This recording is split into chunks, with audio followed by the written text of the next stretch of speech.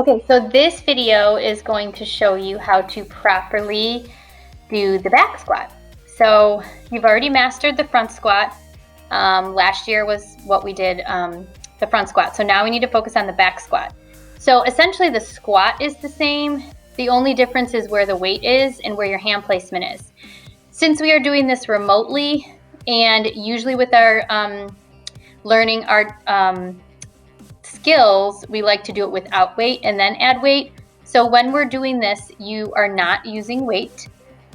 This is just for me to check the form and for you to understand how to properly perform the skill before we start adding weight.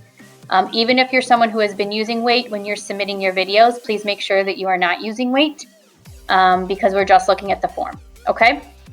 So for the back squat, I'm gonna do it from the side so that you can kind of see my hip placement.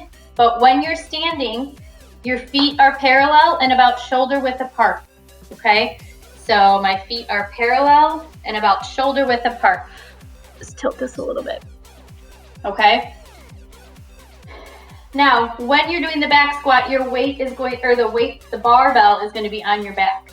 So typically your arms are gonna be up here. But for the sake of just doing the form, you can have your arms bent like this, okay?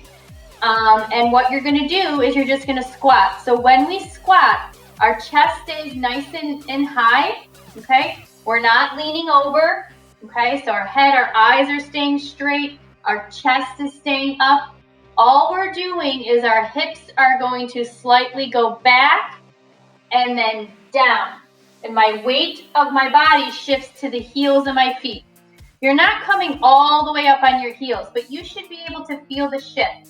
So right now, I'm evenly flat-footed on the ground, okay?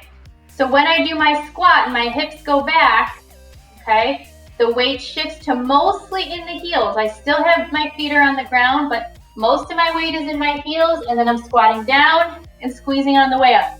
So it's really the hips, okay? Hips go back, then down, then up, okay?